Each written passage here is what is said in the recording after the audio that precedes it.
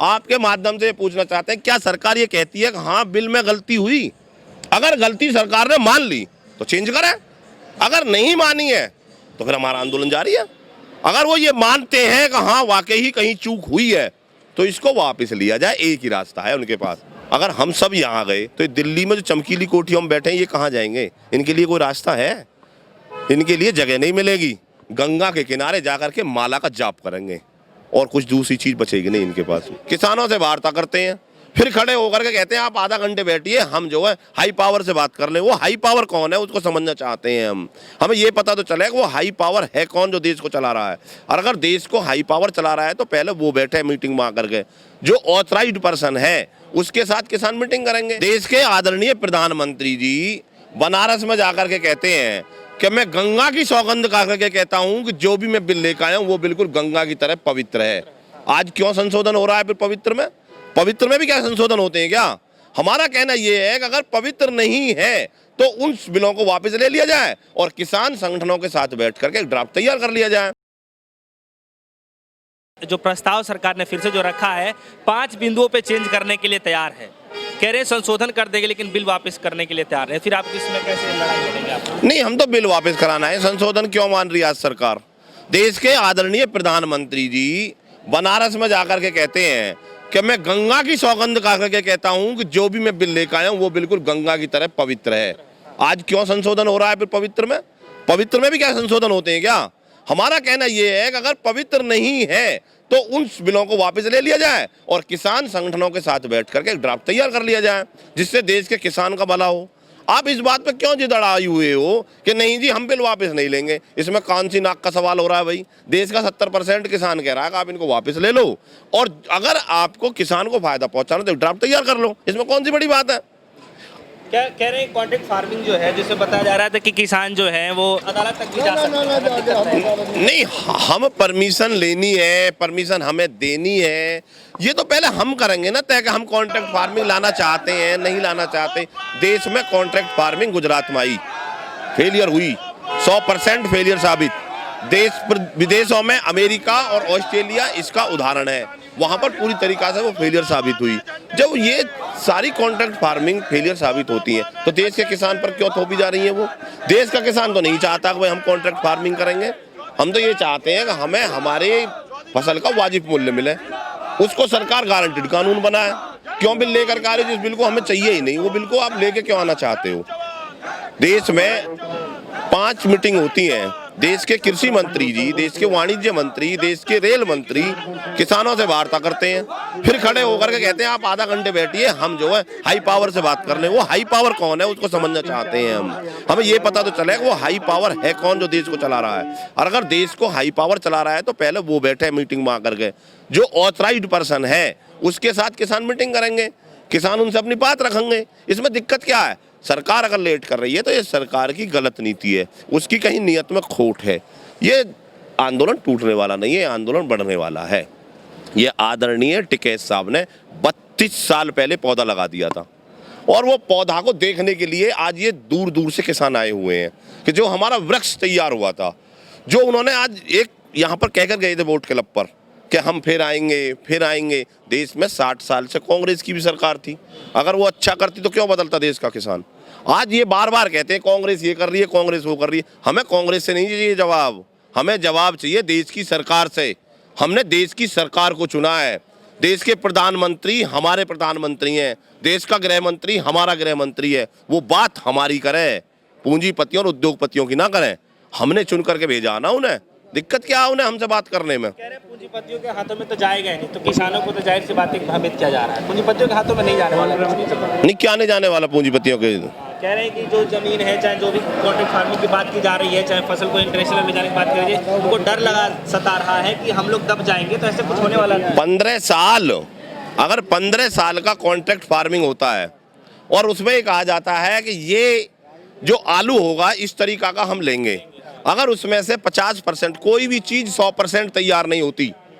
अगर आप कहीं इलेक्ट्रॉनिक कंपनी में जाओगे, उसमें अगर एक मोबाइल बनाने वाली कंपनी होगी, वो भी 100% अगर 100 मोबाइल बनाएगी तो उसमें से कम 20-30 कुछ डिफेक्ट होते हैं। तो जो गलत होते हैं उनको कौन लेगा? उस कॉन्ट्रैक्ट फार्मिंग में सीधा सीधा लिखा हुआ है कि हम इस तरीका का लेंगे, जो बचेगा उसको कौन लेगा? किसान कहाँ जाएगा उसको लेकर के? कहेगी कॉन्ट्रैक्ट फार्मिंग रह गई। क्या क्या करेगा किसान? 15 साल अगर किसान खेत से छोड़ देगा, उसके बाद क्या करेगा? खेत में जो केमिकल डालेंगे वो किससे पूछ के डालेंगे? खेत को जो बंजर बनाया जाएगा वो बंजर बनेगा या नहीं बनेगा? ये देश का किसान सब कुछ समझता है। अब उसका बेटा पढ़ा लिखा भी है, अनपढ़ किसान नहीं है। कभी ये सोच रहे हो कि अनपढ़ किसान है, सब कुछ पता है उसे कि आज विश्व स्तर पर क्या चल रहा है, एक एक चीज़ की जानकारी है। ये पागल ना समझें। हमारा एक कहना है कि तीनों बिल जो काले कानून हमारे लिए लाए गए हैं उनको वापस ले लो और न्यूनतम समर्थन मूल्य का कानून बनाओ। देश का किसान आपका धन्यवाद देगा, आपको स्वागत करेगा। आपको हमने तो चुना है, इसमें आपको विवाद काहे का आ रहा है? कभी किसी एजेंटों को भेज देते हो, कहीं टीवी चैनलों पर आप एजेंटों को बैठा देते हो बीजेपी वाले। अरे उससे कुछ नहीं होने वाला। हल होगा देश के किसान के बीच से, हल होगा खेत और खलियान के बीच से। हल वहाँ से नहीं होगा जहाँ से ये सोच रहे हैं वहाँ से हो जाएगा। सर एमएसपी के लिए एक बात किया जा रहा है, तो आज भी प्रस्ताव में यही रखा गया है कि एमएसपी जारी थी है और आगे भी रहेगी, तो फिर किसानों को क्यों ऐसा डर सता रहा है कि हम उनके साथ धोखा करेंगे? बात एमएसपी जारी रहने की नहीं है, बात एमएसपी पे खरीदारी की है। एमएसपी 4000 घोषित हो जाए और खरीदारी 2000 पे हो, वो क्या है कि एमएसपी? हम ये कह रहे हैं कि अगर 2000 रुपए का आपने गेहूं की एमएसपी जारी की तो मेरा गेहूं ना मंडियों के भीतर ना मंडियों के बाहर 2000 से कम नहीं बिकना चाहिए। यही तो मांग रहे हैं हम। बस देखो, देश की सरकार एमएसपी से कम नहीं खरीदती, उद्योगपति और पूंजीपति कम खरीदना चाहते हैं, इसलिए ये इसे कानून नहीं बनाना चाहते, क्योंकि उनको लाभ पहुंचाना ना इन्हें, जिनकी जेब की कठपुतली बनकर के सरकार रह गई है। देश में किसान की सरकार है तो किसान की बात करें, और अगर उद्योगपति की है तो उद्योगपति की करें। बताया ना कि हम उद्योगपति की सरकार है। ये कहते क्यों नहीं है अपने मुखारबिन से कि हम उद्योगपतियों को लाभ पहुंचाना चाहते हैं? क्या दिक्कत है इन्हें? और अगर किसान को लाभ पहुंचाना चाहते हैं तो फिर बताओ किसानों को कैसे लाभ पहुंचेगा? आप मुझे बता दीजिए, जहाँ भंडारण क्षमता बढ़ेगी उससे क्या उपभोक्ता को फायदा होगा, किसान को फायदा होगा? आपने कह दिया कोई कितना भी भंडारण करे, कौन करेगा भंडारण? आप कह रहे हो कि मेरा यहाँ से धान 2 ट्रॉला धान मैं यहाँ से ले जाकर कर्नाटक भेजूँ, मंडियाँ खुली छोड़ कर दी है, मैं क्या 2 ट्रॉली यहाँ से ले जाकर कर्नाटक भेज सकता हूँ? उसका कोई इन पर प्रोविजन है? कोई इन्होंने ऐसा पत्र बनाया है, कोई मैप है इनके पास में कि जिसके तहत हम ये काम कर सकेंगे? नहीं, एक बात बताओ, फर्क किस चीज़ से पड़ेगा इन पर? देश की जनता परेशान है। अगर आप ये कह रहे हो कि मुझ में फर्क नहीं पड़ रहा, तो फर्क तो पड़ गया। अगर देश की सरकार ये कह रही है कि हम प्रेशर में नहीं है तो प्रेशर में तो आ गए। अगर उन्होंने ये मान लिया कि हम प्रेशर में नहीं है तो प्रेशर में है। अगर वो ये कह रहे हैं कि कुछ नहीं हुआ तो सब कुछ हो गया। हमने 11 बजे बंद बुलाया था, किस लिए? क्योंकि हम देश हित को जानते हैं। जो नौकरी वाले थे वो 11 बजे तक अपनी नौकरी पे पहुंच जाएंगे, जो बच्चे हैं वो वहाँ पे पेपर देने के लिए चले जाएंगे, और 3 बजे हमने बंद खुलवा दिया कि ये अपने अपने गंतव्य तक चले जाएंगे। हमने सिर्फ एक संदेश देना चाहा है सरकार को कि हम ये कर सकते हैं तो हम कुछ और भी कर सकते हैं। हमने 11 से 3 का पूरी तरीक़ा से सबको ध्यान में रखते हुए एम्बुलेंस फ्री छोड़ी हैं। जो भी कोई अगर आकस्मिक कोई घटना है और कोई जाना है तो उसको निकालने के रास्ते भी छोड़े हैं। तो हमने संदेश दिया है, इसको ये ना कहे कि ये अच्छा नहीं रहा, इससे हम प्रेशर में नहीं आए। प्रेशर में तो आ गए, उनके दिमाग में बैठ गया ना कि भारत बंद हुआ। अगर अपने एजेंटों को बुला करके वो भारत को खुलवाना चाहते हैं तो विरोध नहीं करेगा ये किसान। ये तो शांति का पुजारी है, ये हिंसा में कतई विश्वास नहीं रखता, ये रखता अहिंसा में विश्वास। ये गांधी जी के पद चिन्हों पर चल रहा। ये देश की सरकार को समझ लेना चाहिए।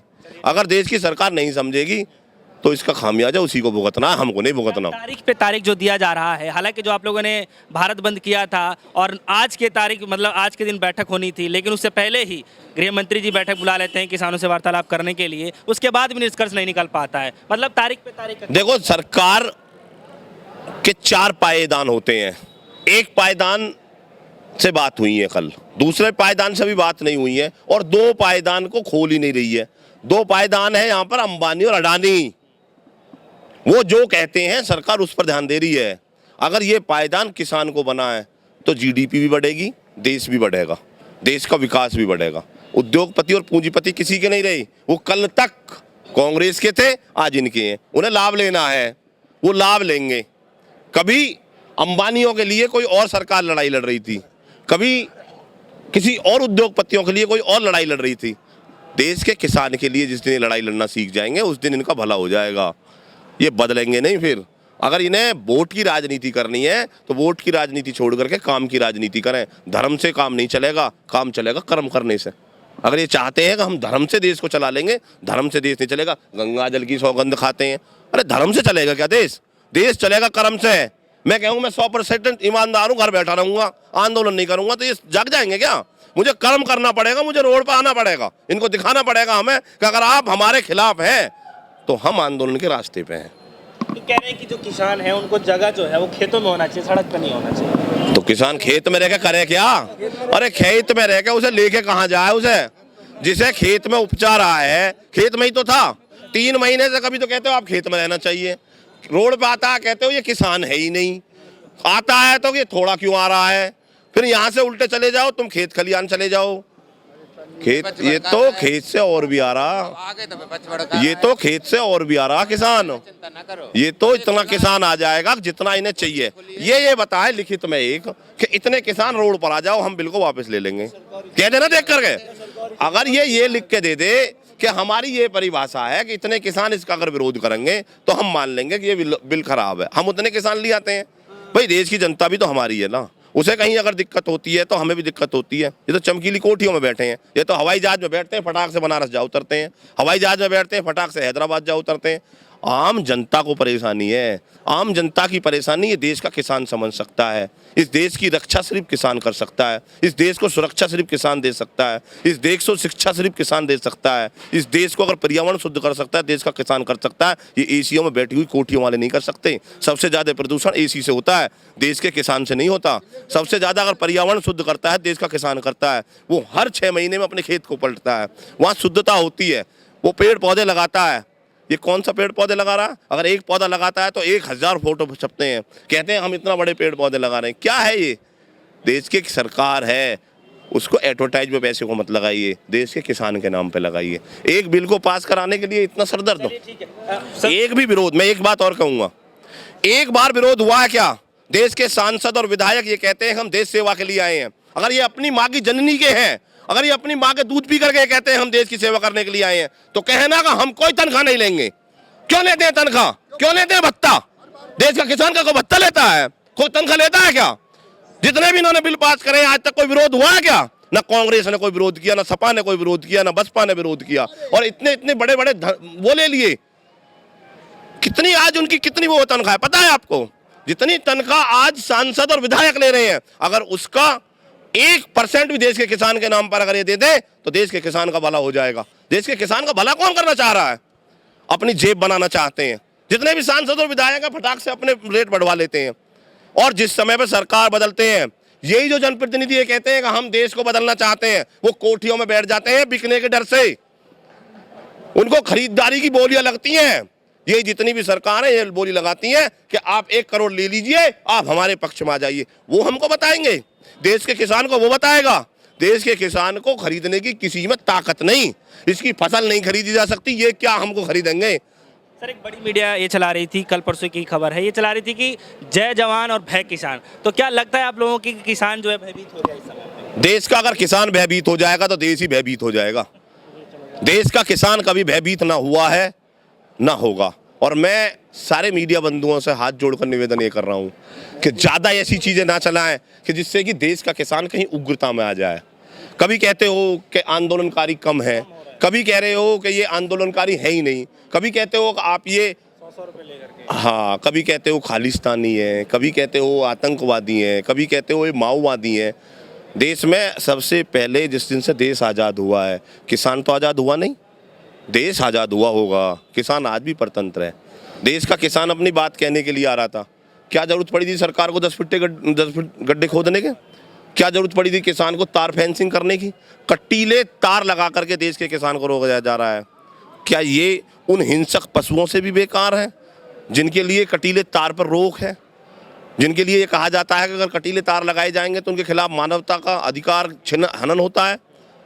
या उससे भी बेकार हो चुके हैं ये? आज आप किसान को पशु भी नहीं मान रहे हो।